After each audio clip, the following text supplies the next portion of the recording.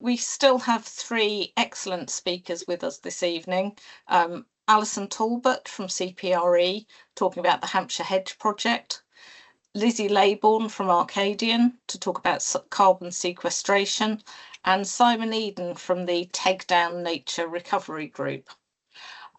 For those of you familiar with these events, and I should have, part of the housekeeping that I missed out was that we will be recording the meeting so that other people can see it at a later date. So if you have a problem with being recorded, then obviously either keep your camera off.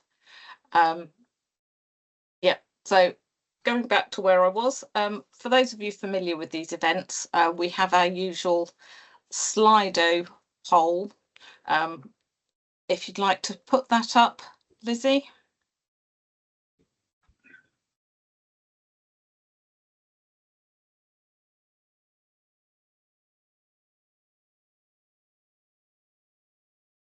I'm just getting it. Right, so today we're asking the question, what are the links between nature and the climate crisis? So for those of you who know Slido, you can either on your browser enter Slido, sli.do, and in a minute we'll show you the code that you need to access that. Or using your phone, you can use the QR code. How are we going, Lottie? Sorry, I'm just trying, it's escaping me. Where is it, this one? Here we go, sorry.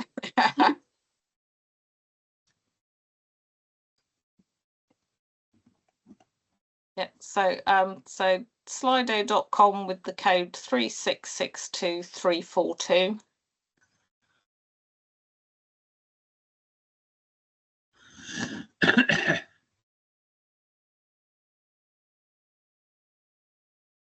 So what do participants think are the links between nature and the climate crisis?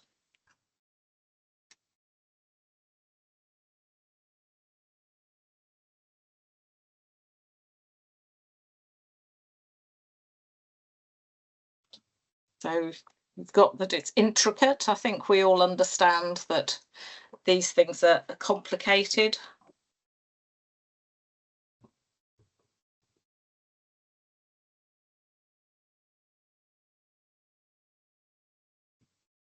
Yeah, I think what's loss of habitat has sprung into the lead.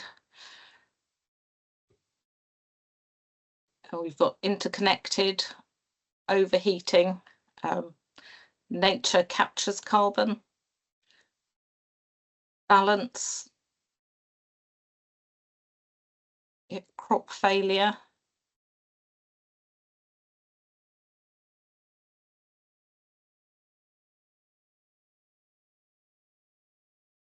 Right, so we've got a couple more people typing away.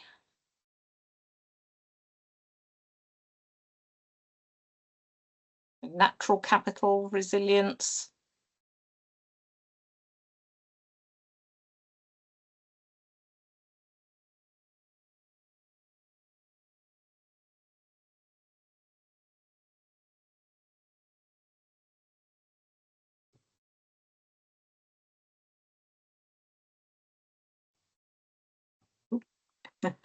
People are obviously very keen on this one.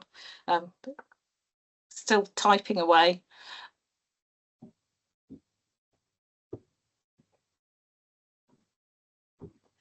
Right, I think that's great. I think that shows that I think we have an understanding of the impact the climate crisis is having on nature, and will have more and more in the future. And that's why today we wanted to talk about how we can use nature-based solutions to help combat the carbon crisis. So if you want to take that poll down, Lottie, and I will hand over to Alison Talbot from CPRE to talk to us about the Hampshire Hedge Project. Alison, if you'd like to unmute yourself. Brilliant. Hello everybody. Can you hear me okay? Yeah. Do you want to turn your camera on as well? Yeah, we can see you now. Brilliant. Okay, thank you ever so much for inviting CPRE along tonight. And I'm standing in for our hedgerow project officer, who's called Ellie Banks, who's our expert in hedgerows. But I will do my best to talk to you about our Hampshire Hedge project and talk to you about why we're doing that and how we're doing it. And it's very much is linked into Winchester City, and we're working a lot on the edge of Winchester. So I want to talk to you a little bit about the project. So Lottie, can you just put up the first slide for me? This is a real summary here of the achievements that we've been doing this year. The Hampshire Hedge is a nature recovery project to connect the South Downs National Park with the New Forest National Park. And that really goes through 8 parishes. It's about 14 miles in total, and sort of depending on which way you link it up, you know, it goes through 8 parishes, with Romsey being in the middle really, and Compton, Shawford, Oliver's Battery, Hursley, all of those parishes within Winchester City district, the Winchester district. So this year alone, we planted over 5,000 metres of new hedgerows, and that's over 25,000 small trees that we're putting in the ground using volunteer action days primarily. We've also looked about restoring hedgerows. There's a lot of hedgerows out there, but a lot of them are in bad condition, and we'll find out more about that during this talk. So we've been looking at laying and gapping up and coppicing existing hedgerows. We've been doing it through volunteers, so over 1,500 volunteers have taken part, and we've had scouts out with action days. The whole of IBM came out planting hedges, so we've had a lot of volunteers out doing this work. And we've been looking at training up people and getting people really interested in hedges, the humble hedgerow, and how it can contribute towards this climate crisis of ours. We're very keen to get schools and young people involved, so we've got some hedge laying traineeships that we're training up young people to learn the ancient craft of hedge laying as well. So it's not just about planting hedges, we're looking at all aspects of hedgerow management really. Thanks, Lottie. Just start a little bit by telling you about CPRE. CPRE stands for the Campaign for the Protection of Rural England, and it's a charity, it's a national charity with county branches. So I'm based in the Hampshire branch, we're at Sparshot College, and we're part of a sort of federation, if you like, of organisations. CPRE is going to be celebrating its 100th anniversary in 2026, so it's nearly 100 years old, and it's really been promoting to protect and enhance the countryside. It's been very instrumental in setting up things like the national parks, valued landscapes, green belts, all have got CPRE's hand in them somewhere really. Thank you, Lottie. And just, you know, talking about the Centre of Experience campaigning for the countryside, our current initiatives are all around rooftop renewables. We're getting lots of people saying about solar farms across the countryside. So we're saying solar's great, but let's see if we can put it in car parks and on rooftops, and you know, using up our valuable countryside as a sort of last resort. So there's lots of campaigns, lots of different issues we talk about. We're a very broad-based countryside charity. We don't look at specific species or specific issues. We're looking at the countryside as a whole, really. And we've been very involved in hedgerows, campaigning from our campaigning front, trying to get the government to increase the targets for hedgerows, which they have done now. So it's been our hedgerow project has kind of spun out of our campaigning work. Thank you, Lottie.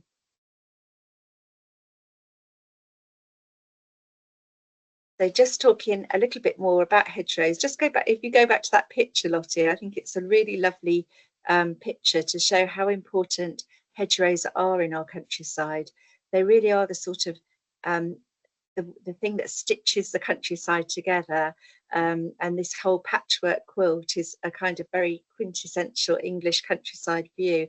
Of course, you know, hedgerows vary a lot across the UK. In some areas, you'll get stone walls rather than hedgerows. But you know, this is a pretty typical landscape, and you can see how important the hedgerows are as a landscape feature. Thank you, Lottie. And what is a hedge? Well, I'm sure most of you know this really, but it's kind of a woodland edge, really. It's a man-made feature. You know, you often plant double rows, this whole zigzag of spacing out of them, and you're trying to create a sort of a mini woodland edge, really, with a hedgerow. Thanks, Lottie.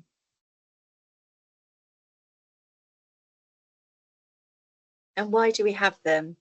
Well, here the answers in the slide here. Often fields need, you know, farmers need to graze out animals. They don't want them roaming around everywhere. And the hedge was a traditional way of stock proofing your fields, really. And you can see in that bottom slide, across the counties, people have different styles of hedging. That's a South of England style where you get this weaved top to the hedgerow when it's been laid. So you can see them across the country, and you'll see them in different styles and different ways, but essentially they're a stock proofing for farmers' fields. Thanks, Lottie.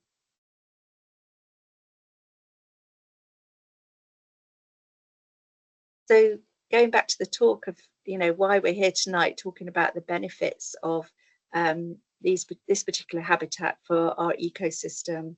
Hedgerows have got so many benefits. They're an mini ecosystem in themselves, and they're really that interconnected corridor, really, of is some of its huge value. If you go into the next slide, Lottie, I think it will set out in some detail all the different benefits of our hedgerows.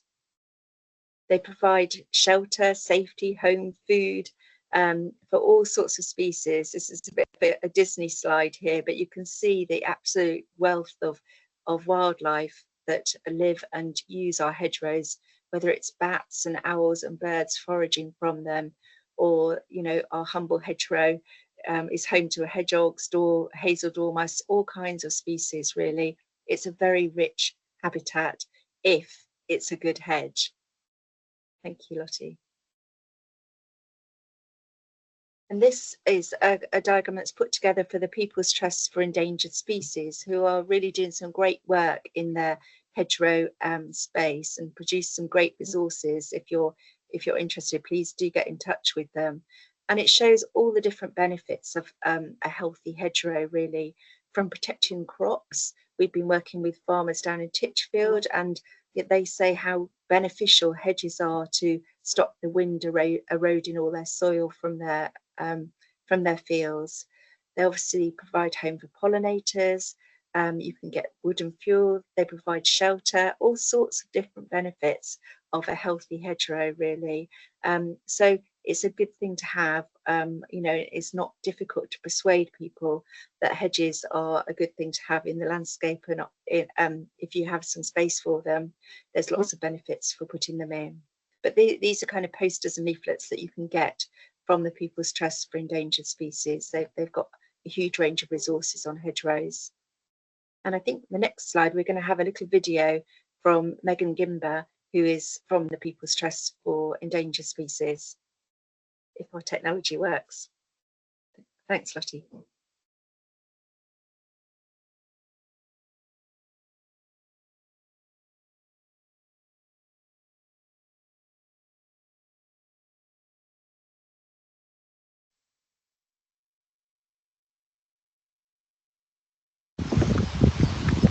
We all know hedgerows are fantastic for wildlife, but what have they ever done for us?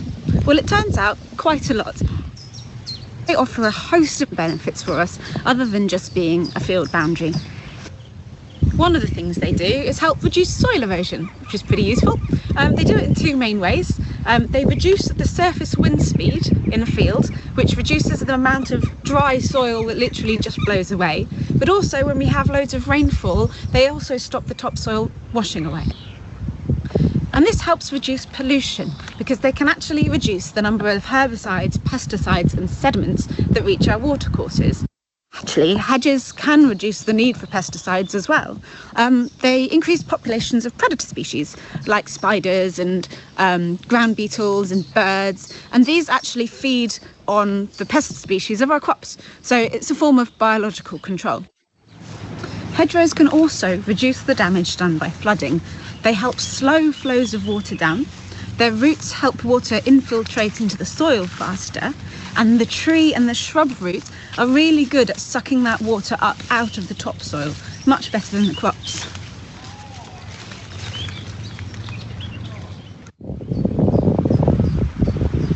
And these hedgerow shrubs and trees are useful in our fight against climate change, as they're really good at storing carbon. A young hedge can store up to 800 kilograms of carbon per year, per kilometre, for its first 20 years. And you can actually manage it in a way that produces a sustainable source of wood fuel. Hedgerows are really great for providing shelter, which can actually create warmer soils and extend the growing season. But it's also really good for our grazing animals.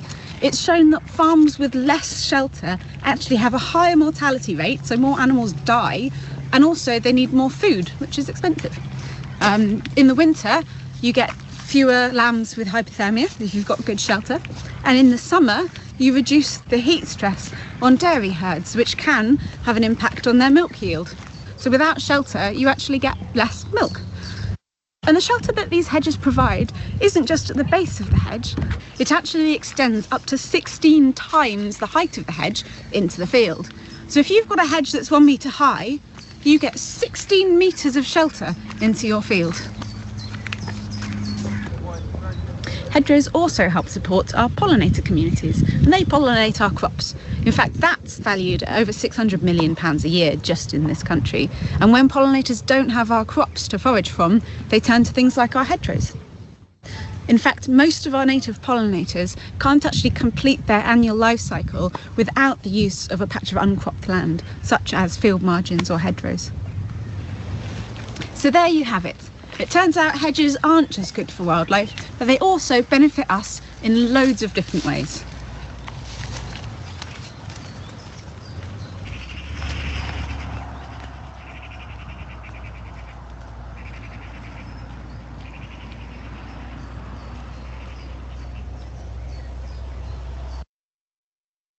That's brilliant. Thank you, Lottie. If you could go back to the slide deck now. So there you have it from Megan Gimber, all the different benefits of hedgerows. And you could go on and on. Once you get into the hedge world, they really are very multifunctional. So why CPI are we so interested in hedgerows? Well, you can see in this graph the aftermath of World War II. Included improved mechanisation and demand to be self-sufficient and less reliant on food imports. But you can see the decline of our hedges. So 52% of our hedgerows have disappeared since 1950. It's an amazing statistic, really. I know Ellie, when she talks about it, she talks about laying hedgerows to the moon and back just about, but a lot of hedgerows have disappeared over the last 80 years. We're starting to see a slight increase now, but to make up that loss, there's a huge amount of work to be done now. Thank you, Lottie.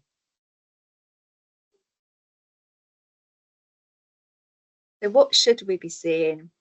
So these are slides, that quintessential patchwork of hedgerows across the countryside would be lovely. But the key thing for a hedge is a big fat bottom to a hedge. You want a great big wide healthy looking hedge that's growing out from the bottom, really. And these are pictures that show a really good healthy hedge, a good mix of species, lots of blossom, lots of things happening, but it's that width at the bottom that's really important for a healthy hedge.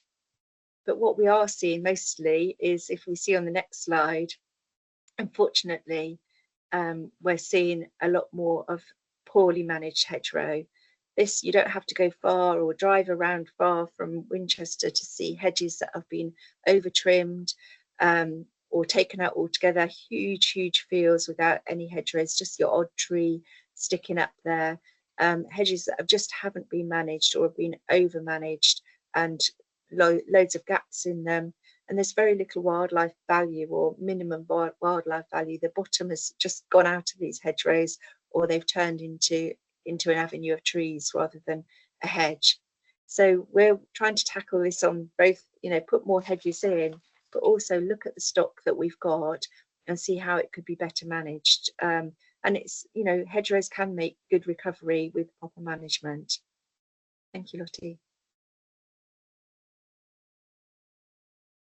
So here at CPRE, we've been doing hedgerow work for 3 years now, and this year we've decided to up our game really and look at this whole idea of hedgerows for nature recovery, and that whole power of the corridor of the hedge. So we set ourselves a challenge to set up the Hampshire Hedge Project, which, as I say, is this idea of connecting the South Downs and the New Forest National Parks. We've got lots of great partners, including Winchester, which is brilliant. And we've been supported by the county farms. We're at Sparsholt, lots of people coming on board to work with us in a partnership project. It very much is a partnership project, and we're delighted to be working with all these organisations on it. Thank you, Lottie. With the area, you can see the 2 national parks there. I think this map shows where we've been working. The pilot one was down in down America State, down near in the New Forest. Our second pilot was with the county farms in Titchfield on the coast. And then the third project that we've got, I think if you press again, Lottie, it will bring up the project area. So that area between the South Downs and the New Forest National Park. And our first task was to scope out this, look at all the different land uses, try and find out and talk to landowners in this area and see how feasible it was to set up a project to connect these two national parks. We're very lucky to have 2 national parks in Hampshire, so it was good to pull them both closer together really. And we talked to all sorts of people, private businesses, farmers, landowners. We've been having lots and lots of conversations about hedgerows. Our first sort of approach was through the parish councils, because they obviously know their areas and their contacts really well. So they've been a real ally in this project as well. Thank you.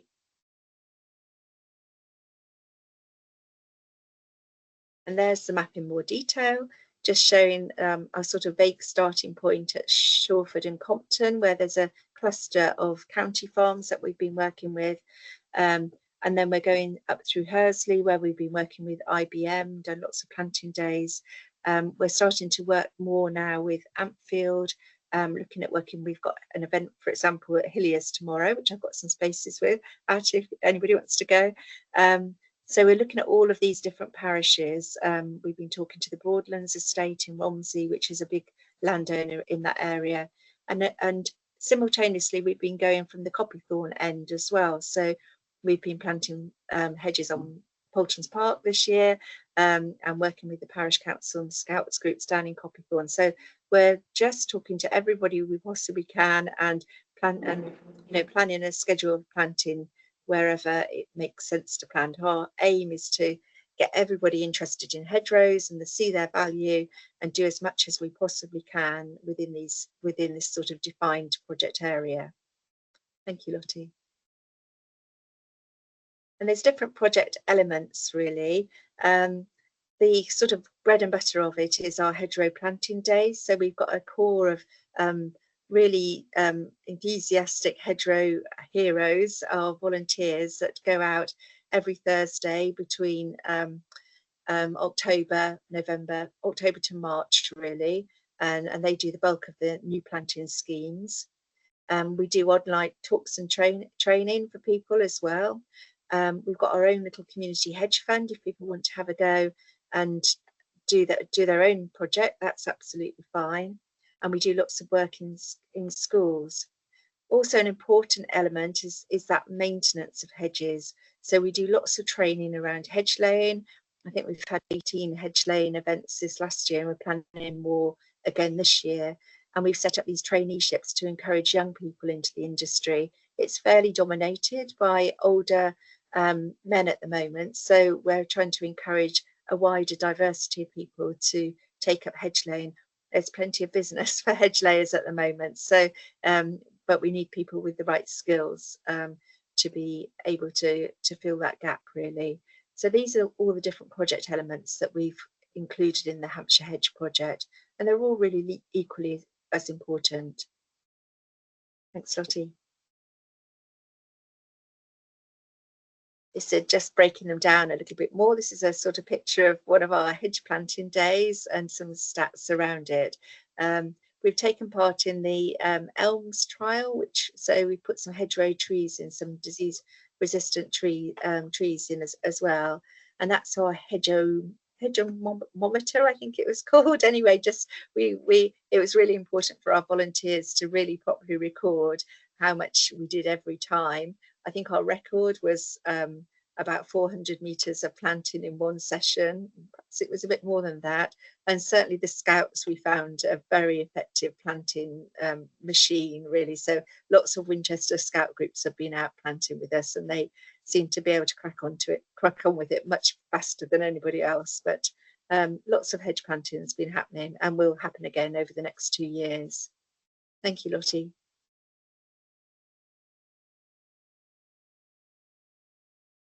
These are all the hedge laying. I won't go into detail of what the hedge laying involves, but it's a real craft. It's a real art. These are our 3 traineeships that worked full time for 5 months with professional hedge layers, and definitely 2 of them have got jobs as hedge layers now. So that's a brilliant achievement, really. And these are some of our trainee people. One with a finished hedge there, and one with a hedge in progress, really. So the top right picture is the finished product with a well-laid hedge, and it looks quite bare, and you do take quite a lot of things out of it, but it's amazing how quickly it comes back and sprouts, and it's that regrowth from the bottom that you're looking for a healthy hedge. Thank you, Lottie. Our community hedge fund, if any of you on the talk tonight have got a project and want to put in a hedge that's got a sort of community element to it, and we've got a little fund to support people, and you can get in touch with Ellie and tell her about your project, and we'll see if we can help. So we certainly want as many people to be doing as much as possible, and the good thing about hedges is you can squeeze them into quite small spaces sometimes. So if you've got a horrible looking fence or boundary and it's a community space, then do get in contact with us. Thank you, Lottie. And we're very keen to involve schools, so we planted hedges at schools. So again, if people know any schools in the Winchester area that we haven't been working with, we're quite keen to get the kids out planting. We planted orchards, we planted hedges.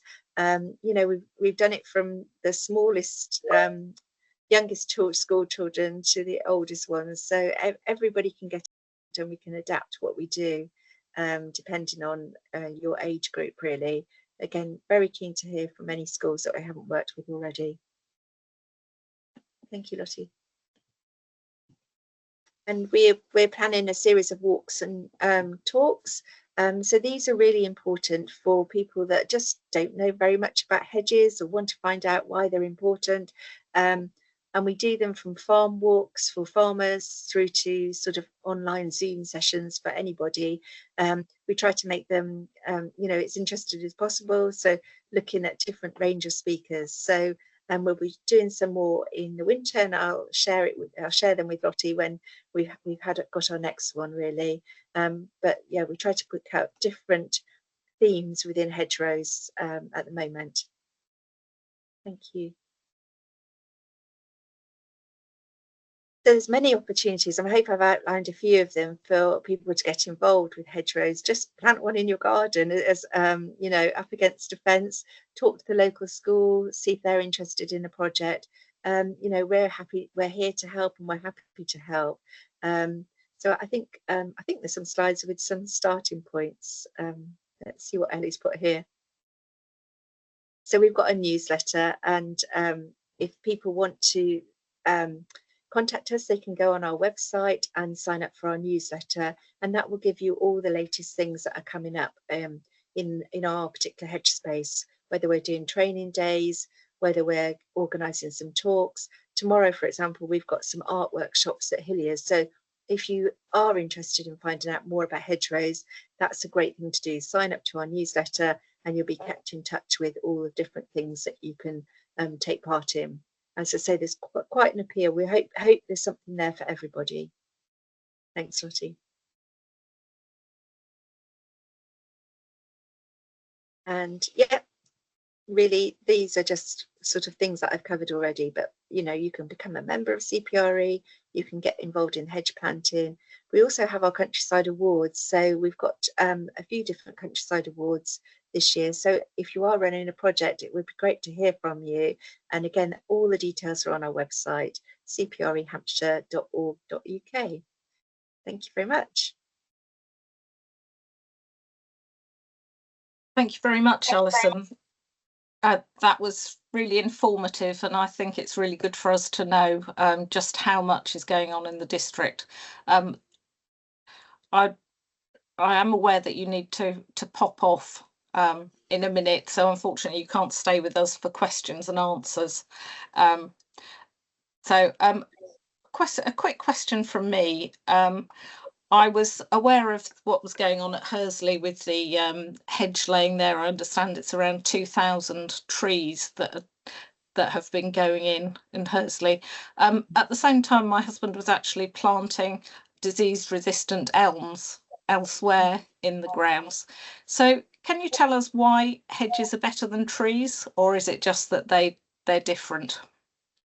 I think it's that woodland edge, really, and that's why it's such a rich habitat. So a hedge really is a kind of man-made woodland edge, really, and that's part of its biodiversity.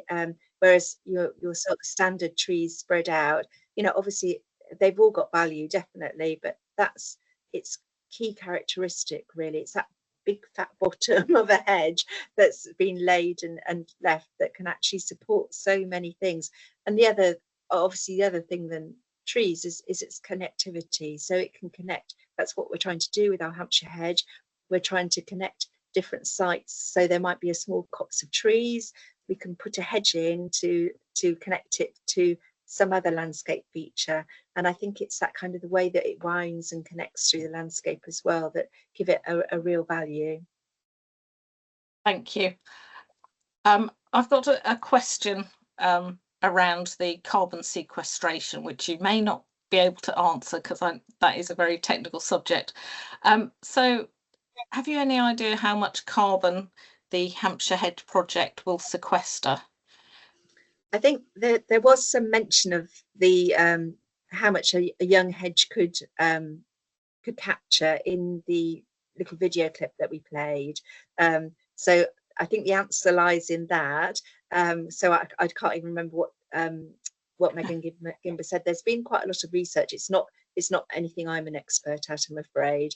And there is definitely some data around how much a young hedge can sequester and for how long. So I guess once we've realised we're going to put in 15,000, we've done 5,000 metres a year, so we'll be 15,000 over 3 years. So we'll be able to work it out. Well, somebody will, not me.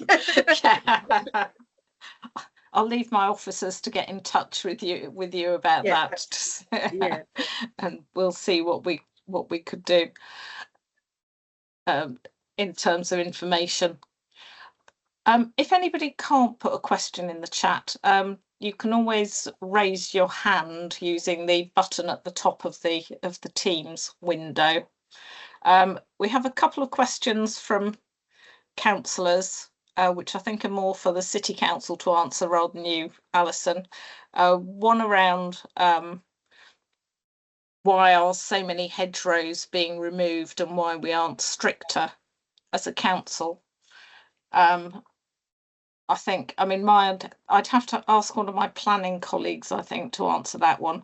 I mean, my understanding is that hedges over 30 years old are protected, and certainly if anybody doesn't think a hedge should be being removed, then they need to get hold of us as the planning authority to see if we do need to take enforcement action. It's certainly something where the rules are set out in statute, is my understanding. I don't know if you have any more information, Alison, on how protected hedges are. Yeah, I mean, see that it's quite complicated, the hedgerow legislation. So I'm not sure to get into details, but they do get taken out. There's all sorts of excuses that people give. We're often contacted and people say, you know, can we do more? It's not an imperfect world, isn't it? And the legislation sometimes, you know, the actions happened before. So I think a big part of our project is all about, you know, people understanding the value of their existing hedge and trying to manage it better sometimes, because sometimes the problem is it's got overgrown and a bit out of control. So instead of taking it out, it would be better perhaps to coppice it, or, you know, there's all sorts of different management that can happen.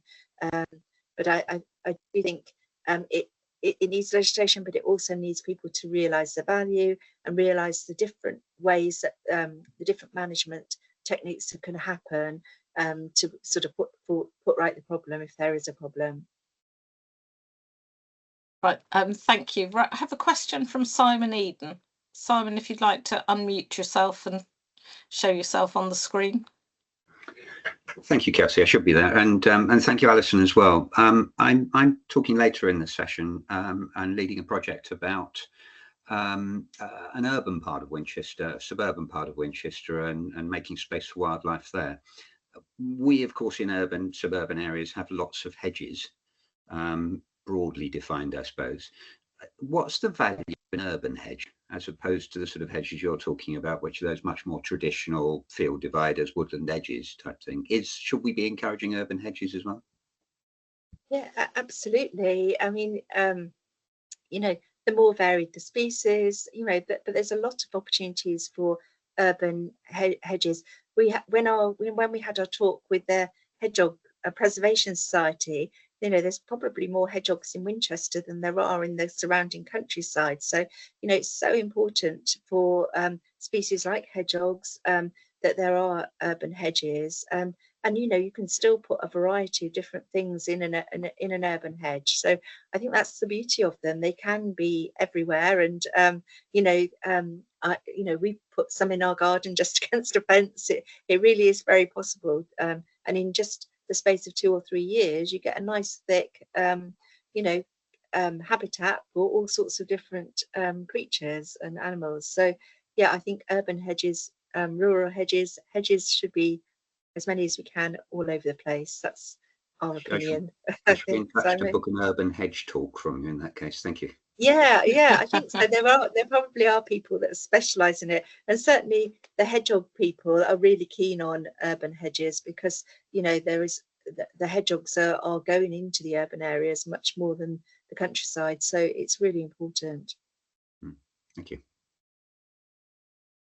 Right, I'm conscious that Alison needs to shoot off, so I'd just like to say thank you very much for, as I say, what was a really interesting talk, and I'm sure we've all learned a bit about hedges, and hopefully you may get a few more volunteers out of it. So thank you very much. Thank you. I'll put our website in the chat, and then people can get in touch with it and my contact details. Okay. Right. That's great. Thank you. Right. So we now move on to our next speaker, who is Lizzie Laybourne from Arcadian, who's going to talk about carbon sequestration on Winchester land. Hi everyone. So yeah, hi, I'm Lizzie Laybourne.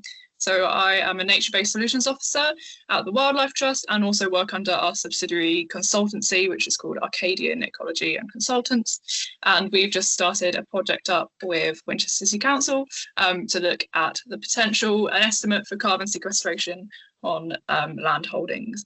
And in the nature-based solutions team, my focus, I lead on all the carbon and climate work. Thanks, Lottie.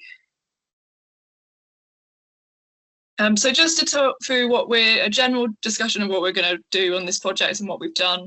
And yeah, so looking for a conservative estimate of the existing sequestration on council-owned land, and looking into a few more sites in further detail as well as that. This is a desk-based study, I will say. As those of you who know, the science is incredibly complex and the equipment is very expensive to do it on each site. So this is a broader desk-based study of the habitat types within those compartments. And so we're going to ensure, making sure as part of the Wildlife Trust, we ensure all of our recommendations work with biodiversity and nature, as that's a key part of our work, obviously at the Trust. And hopefully overall it will help the council understand its way to its carbon neutral goals, and get a better understanding of the carbon sequestration occurring on its land. Thanks, Lottie. So just to explain how I've gone about this methodology and how we do it. So I've been provided by the council with some GIS data on the land holding, identified the habitats within those land holdings, and cross-checked this habitat information with as recent surveys as we could possibly get, and different management plans, as the management has also adds a bit more information and allows us to get a bit more information on what the potential sequestration might be. We've attributed emissions factors from an extensive literature review. So within the Wildlife Trusts themselves, two researchers, Tim Tom and Nigel Dorr, did an extensive bit of research exploring all of the available literature and coming up with a conservative set of estimates that we could use, as well as some broader estimates as well. So I've been using those along with information from other reports as well, as closely as I can, to find the most suitable one to attribute to the council's habitat types. Trying to use that as much local knowledge as we can to make it as close as we can, whilst being really certain that we're not overstating these emissions. We're trying to be as conservative as we can, because the last thing we want to do is to say we're doing amazingly, or when you're really actually there's quite a bit of uncertainty there. So being careful not to overstate emissions as well, or sequestration even as well. So obviously a lot of this data is not only dependent on habitat, but management and soil type as well. So trying to incorporate all of that information across the entirety of the land holdings. And I've not included gardens of properties as well in that. It's more of the public space owned by the council. Thank you. So just to go over, before I go on to this, I'll just give you some examples of some of the assumptions I've made, or we use in the study. So where we're not entirely sure of woodland management, or there isn't any woodland management, assumed the woodland to be slightly older and therefore sequestering slightly less carbon. Younger woodlands often have more growth obviously to them, so there's more carbon sequestered annually per hectare. The figures we've used are a little bit lower than in other reports, but that's because we're trying to be as conservative as we can. And actually, I think in a few reports I've seen before, people get stuck on the highest potential absorption. And that's quite a dangerous thing to do, because there's such variety in the literature. And actually a lot of the data might suggest less. So we're sticking with a conservative estimate for most of these habitat types. Coppice woodland, because of its management, is sequestering slightly more carbon, because the constant management of it encourages new consistent growth. As young woodland and scrub, if any of you know much about it, there's very little information for sequestration data on it, so it is very much a case-by-case situation. And a lot of the papers that are out there with scrub data are not from the UK, so it's a very under-calculated area. And grass and habitats are there's a massive variation in grassland habitats, if anyone's looked into it. We have assumed for most of the grassland habitats that it is relatively stable. And if the grass is in a poor condition, it will be emitting, and if it's in a good condition, it will be sequestering a little bit. So we've assumed it's mostly stable due to the variation in the literature. This is apart from high conservation value grassland, which is more likely to be sequestering carbon, as well as grassland in transition from arable land, which also, due to the management change, will be sequestering carbon. Arable also being highlighted across the literature as a net emitter. And any habitat that's identified to be on any peat soils is highlighted as net emitting as well. So the key findings of this so far have been that across the 170 hectares of land that we've been able to assess, there's about 125 tons of carbon dioxide equivalent being sequestered. Now, we use the term carbon dioxide equivalent to incorporate all of the greenhouse gases, and they're all used relatively to carbon dioxide. So that's what that kind of figure refers to. So that means currently the council land is net sequestering about 74 tons of that, so just over 64, no, sorry, just over 64, over 60% is in the 12 key sites that we've highlighted and looked into further detail. And I've also looked at carbon storage, but the range is major if anyone's looked at that as well, depending on various different factors. So the minimum carbon storage that we've identified in the study is about 28,000 tons of carbon in council land, but that would not be a figure used in any annual carbon footprinting systems. That's just that's what is currently stored in the land. It's a sequestration that is used when you're talking about carbon neutrality. So yes, next slide, please. Great. So just to go over some more of the key findings, I'll split up by habitat type here. So the red is net emitting and the green is net sequestering. So the red bar is the arable land owned by Winchester City Council at the moment, which is highlighted as net emitting. It's about 20 tons of carbon dioxide equivalent. Yes, so that's over 170 hectares total that's been assessed, and the majority of the sequestration, as would probably be assumed, it is occurring in the woodland habitats, but there's also significant amounts happening in other habitats as well, and in high biodiversity value grasslands, as well as wetlands as well. Next slide, please.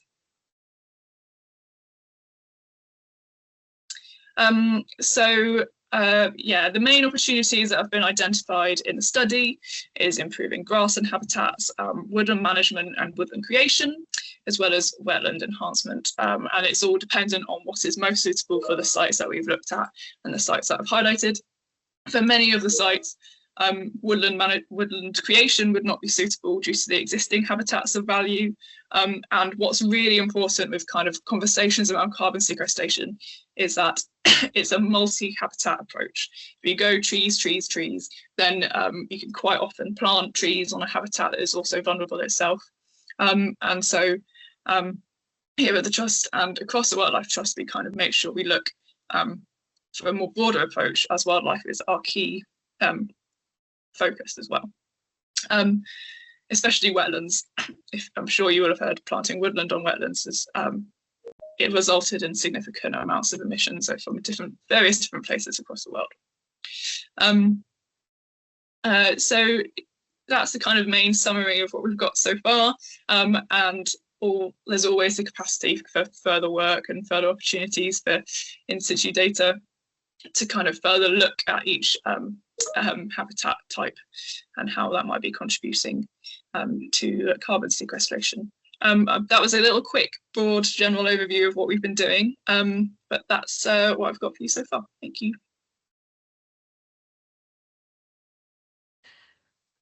Thank Thank you very much, Lizzie. I think it's really useful for people to know that the council is looking at this aspect of how we might manage our land. If it's okay with you, then we'll hear from Simon Eden and then we'll take questions at the end. Cool. Thank you. Right. Thank you. So if you do have any questions for Lizzie, then please put them in the chat, because we'd like to hear them and then we can pick them up later. Right, so I'll hand over to Simon Eden to talk about take down nature recovery.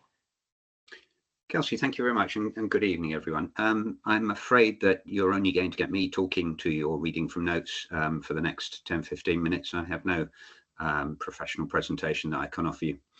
But I want to tell you about a local group that's recently been set up in the Tegdown area of Winchester, to the sort of northwest of the city centre.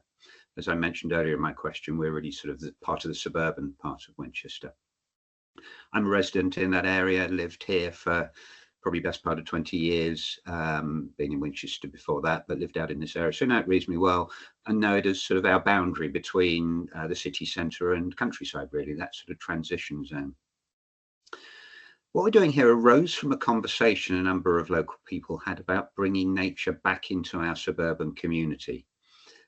It reflected a concern about the depletion of flora and fauna as we became ever more urbanised. Inevitably, that ties into some of the development agenda and the development that's happening in our part of the world, not just in this part of Winchester, but across the southeast, really. Behind it were, for many people, concerns about climate and the climate emergency, or biodiversity and the biodiversity emergency.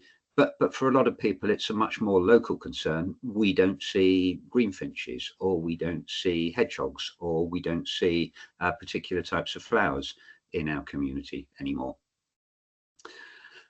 What we set out to do was to find a way of complementing the sort of initiatives that are run by the Hampshire and Isle of Wildlife Trust and others across the county, and by more local groups, which are very much focused on rewilding in quite a professional scientific sense. For us, the key was, yes, doing it properly, and yes, making sure we improved nature.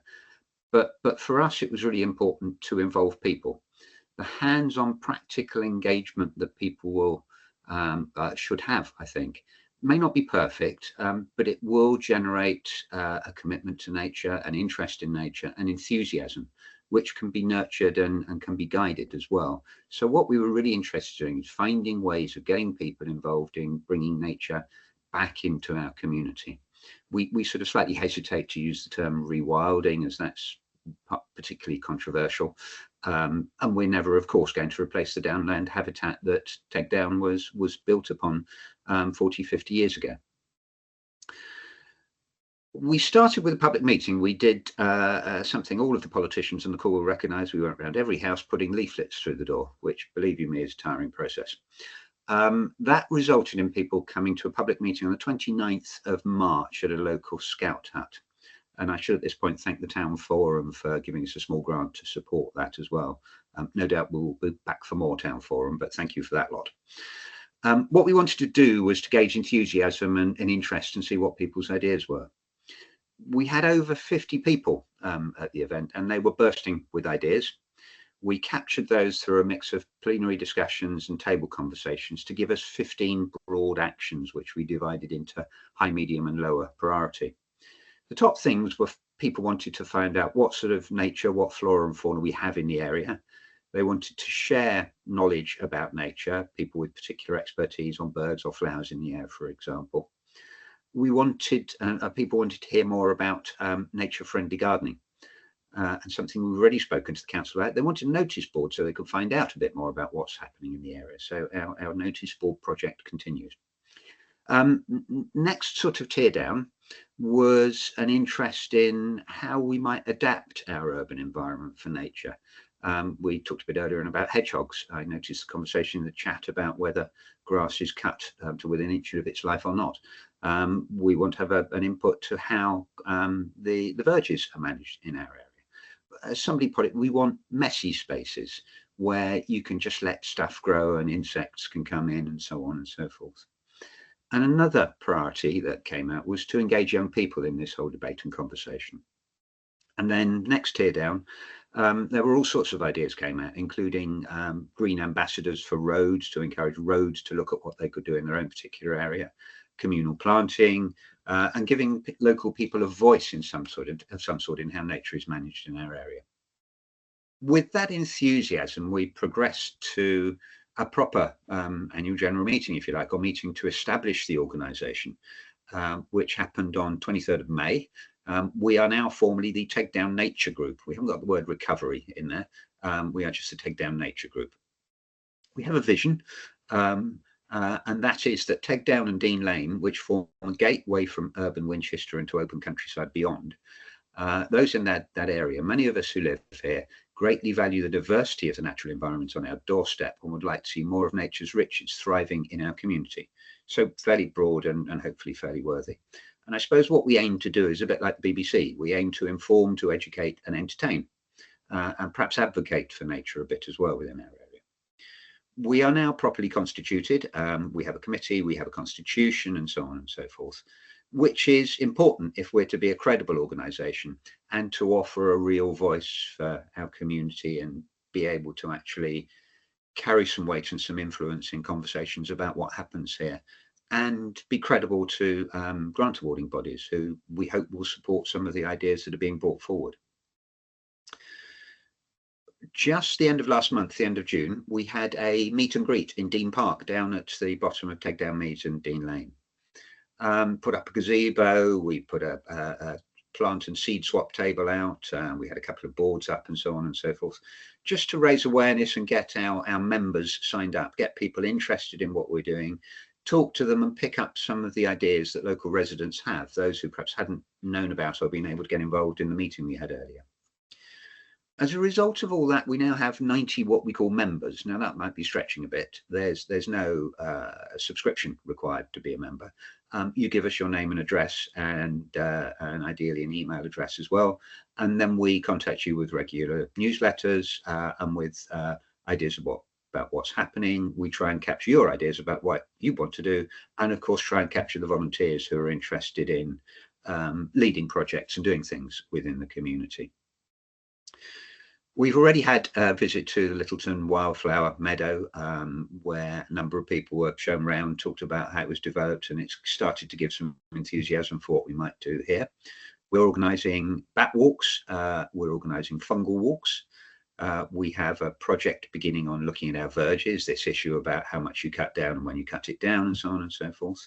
Trees, and perhaps I ought to include hedgerows in this now as well. Take Down area isn't well treed, if you like, although there are patches of woodland. How can we improve tree cover? How can we use those trees? We've talked about bat boxes and net boxes. I've already mentioned there's great enthusiasm for thinking about how gardens can be planned better with wildlife in mind. And there's some enthusiasm for doing surveys of the local flora and fauna as well. So we've got a baseline for knowing what we've got and what we can build on. We're supported by some local expertise. We have some ecologists who live in the area, for example, as well as volunteers. And in due course, as these projects evolve, we will be seeking funding on projects as and when required, whether through grants, sponsorship or donations. But key for us is that we build on local ideas and local enthusiasm, and we involve. We don't try and sort of run before we can walk, and we respond to what people want to see happen. We have a website in preparation. And that's being done by one of the youngsters in our community who's doing it as a part of his Duke of Edinburgh award. And we've already captured a few other people who've got some knowledge of IT and websites and interest. So we're using the community as a resource to do these sort of technical things as well as the more nature-related expertise. And it is important for us, as I say, we develop in line with people's priorities and passions, and that we keep people involved and they lead our agenda. It's not something a committee should set an agenda for, it's what local people want to see as a priority. I should say we are not a lobby group. Although one of our aims is to advocate for nature, and I've had several conversations already about how people would like to see nature given greater consideration in planning and urban development? In other words, can we lobby on developments that people don't like? We don't want to get involved in that. What we do think we might be able to help with is just informing a better understanding of what the current situation is and what we as a community would like to see happen and can hopefully achieve as well as we see development happen. So thanks very much to the City Council for a chance to speak at this forum and to introduce ourselves. It's important to us we connect with other like-minded local groups. We see ourselves as part of a local web or network of groups who can together support the council, the City Council, the County Council and others in making the district a better place. And perhaps from time to time give them the occasional gentle reminder where we think they might have gone wrong, at least in our area. Not known yet, obviously, Kelsey, but just in case. And carbon neutrality, we've sort of already touched on that, haven't we, in the conversation this evening? We know that nature and natural capital offer one of the best ways of improving places in so many ways, not just through carbon sequestering in plants and soils, but also by cleaning polluted air, improving mental and physical well-being, to name but two of the benefits. Our group came about because of concerns about climate and biodiversity. And it's clear to me that we share those sort of aims and objectives with others who've spoken here and others who are on the call. So I hope we can and indeed think we should be working together. And I'm happy to answer any questions in due course. But in the meantime, thank you. Thank you very much, Simon. I do declare an interest here because I am actually the local councillor for Takedown, although I don't actually live there. I live in Harestock, which is a little way away, but it's actually very similar in many ways to Takedown. So I've attended several of the events that the group have run, which has been really worthwhile and very well attended indeed, I have to say. And I should say, Kelsey, we're also open to those who have an interest in the Takedown area as well as those who live here. So. Yes, so looking at the questions, and please raise a hand if you want to ask a question. You don't just have to do it in the chat.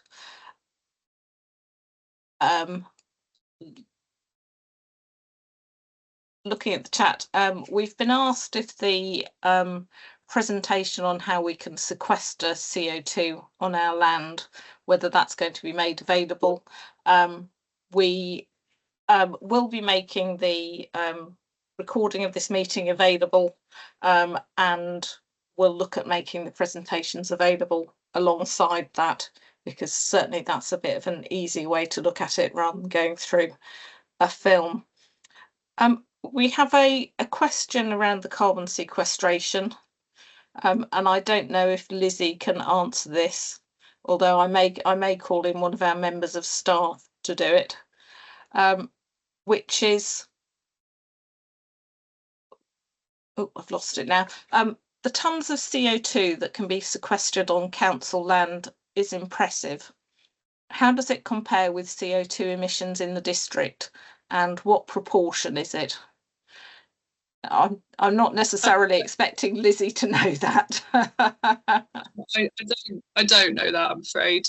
The only comparisons I have are for reports I did before, which are varying sizes and not really comparable to the city's ownership itself. So I'm afraid I can't give you too much information. I'm sorry. So I'd like to invite Alex Eburn from our sustainability team, if he'd like to give it a go.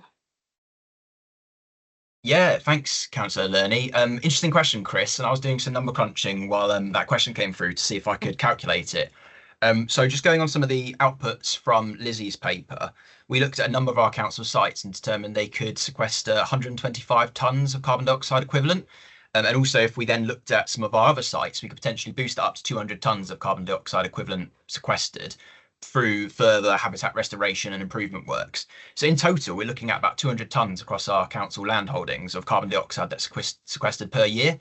Looking at the latest district emissions data, across the district, there's 786,000 tonnes of carbon dioxide being emitted. So if we looked at 200 tonnes across the council land holdings being removed through carbon sequestration away from 786,000 tonnes, we're looking about 0.02% of the total. So quite small, but it is still a contribution towards removing carbon. But really good question. I need to obviously go through these numbers again and just make sure everything's correct. But yeah, thanks for that, Chris. And I think the important point to make there is that the work we're doing on our council land is obviously something which we can pass on to other people in terms of what they might be thinking about on their land. And the Winchester district is a very big area. And as a council, we only own a very small amount of it. And a lot of that is obviously operational playing fields, and well, mainly playing fields actually is the biggie.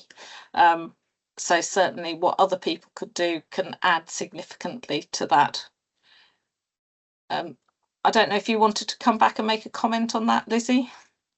Yeah, sorry, I just wanted to add as well. It's a conservative estimate as well. So even though I don't want to say it's going to be more than that, but realistically, I've tried to discuss with our same calculations that we've done internally as well. We're trying. This is a kind of more minimum, the most defensible estimate is what we're trying to say. So it could well be more than that, but it would be harder to defend the certainty around it. So yeah, as the science improves over the next 10 years, or hopefully less than that, we'll get a greater understanding as time goes on. Right, thanks. And a quick question from me is whether the same land can be used for carbon sequestration and other benefits such as biodiversity net gain, if we're looking at kind of passing on those benefits in other ways. It's there's a lot of uncertainty around it at the moment, and with the problems with stacking and additionality.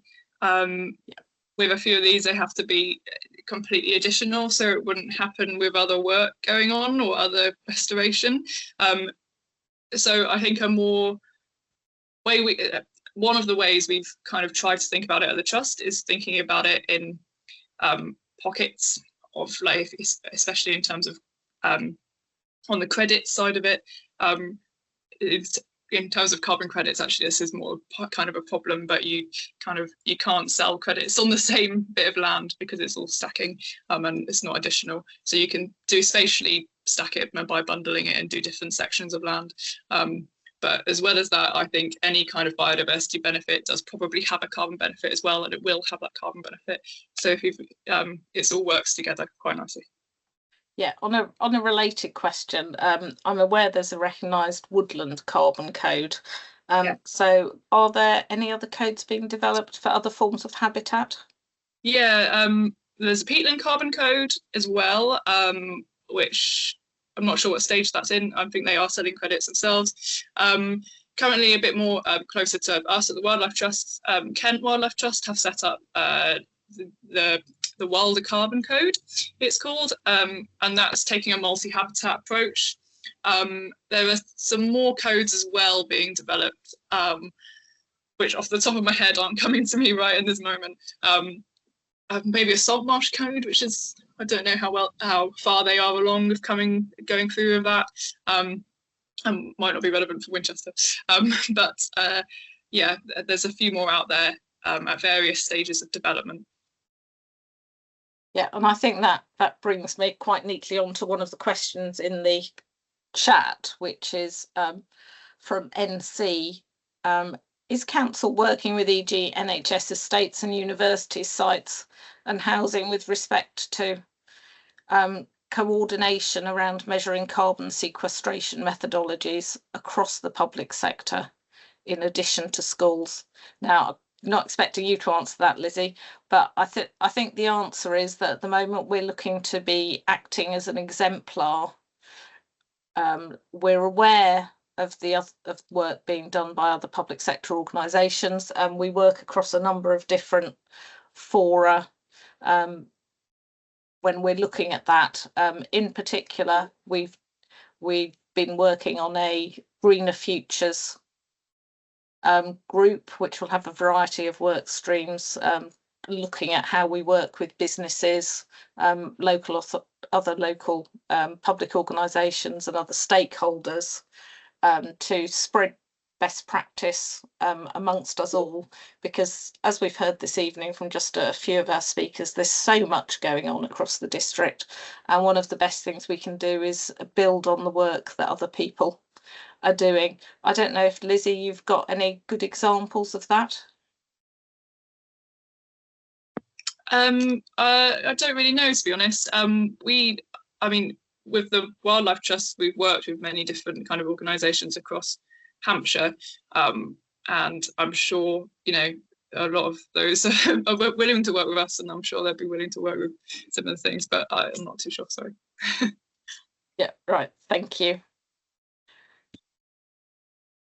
Going back to the questions, a question for Simon, which is how do people join your group, and do you have any details you could share? I just dropped Caroline a reply actually on the chat, but we are primarily about take down residents and the D Lane area, the area around Hampton Lane. But as I said to you, sort of half jokingly, Kelsey, I think if anybody's interested in what can be done in this area to help nature recovery, then just let us have your email address, and perhaps for this evening's purposes, perhaps send it via Lottie. And then you will receive our newsletter. You will count as a member. We'll count you in the numbers that we use to impress the council and others when we make grant applications and things. So yes, just send us an email and we'll include you. And if you've got any ideas or want to get involved, or we'll have you volunteering for hedge laying, Caroline, I think so. So just get in touch with us. Yeah. And Simon, you did actually ask a question about what percentage of the land of the district was owned by the council, and I think that's a very good point in terms of when we're talking about the significance of what we're looking at, because if we can say this is what we can do on the small amount of land we own, imagine what other people could be doing. You know, and we've heard this evening about, you know, the work that's going on at IBM with the hedges and tree planting, but there's an awful lot of organisations in the district who do own significant parcels of land who could be doing really good work on it. Right, a question from Susan Cook, who's one of our councillors, about whether WCC are working with other councils with regard to credits, to which the answer is not at the moment, but potentially it is something that we may be looking at. Certainly in terms of the work we're doing with PUSH, we're looking at some of the nutrient credits that we may be able to create through some of the work we're doing on cleaning up our sewage plants. And I can't see any reason why we can't spread that sharing when it comes to looking at carbon credits. Although I think it's important to say that we are very much concentrating on what we can do within the district rather than in the broader area. So, question from Rachel. As part of the Bar End Meadows project, I'm looking at the ecosystem services provided by species-rich chalk downland lawns in the neighbourhood. It would be great to learn which metrics you recommend. So I think this is a question for Lizzie. We're investigating using AI to analyse aerial photography to estimate species-rich lawn cover in the neighbourhood. Lizzie, I don't know if you know anything about this one. Well, most of the metrics I've been using has been more focused on kind of research papers that have given values for species-rich grassland and the potential sequestration that might be occurring there. I've used habitat data to get kind of what habitats are present there, as well as kind of aerial information as well. So I'm afraid I can't give you much more than that. Just tried to get all of the available research. There's a couple of papers.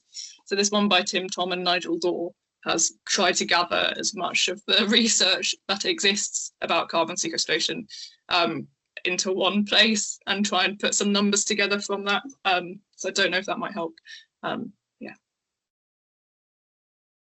Yeah, I mean, again, that's something we're looking at in terms of what we might be doing on our land, to look very much at that species-rich downland, particularly around the work we're doing on biodiversity, because it is a very important habitat, and it is actually unusual in terms of what's available across the country. Right, so Rachel's asked whether you could post a reference for that in the chat, Lizzie. I'll just find one, yeah. Yeah, thank you.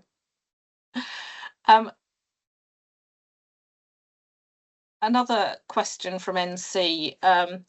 Is Winchester seeing any loss of front garden hedges as they exist as an unintended consequence of move to electric car charging, off-road areas of front or other parts of gardens being converted? I think we're definitely seeing that. Certainly my observation is that hedges are being taken up, but I don't think that's connected to electric car charging in particular. I think it's partly a consequence of greater car ownership and people being keen to park their cars on their own land. I think it is an unintended consequence in some areas, as like in my ward, where residents have asked for the introduction of resident parking schemes, which makes it harder to park on the street. It makes it easier in many ways because it stops other people parking there, but people then do want to get their cars off the road if they can, particularly if they haven't got enough permits available. So I think there's a number of factors with that.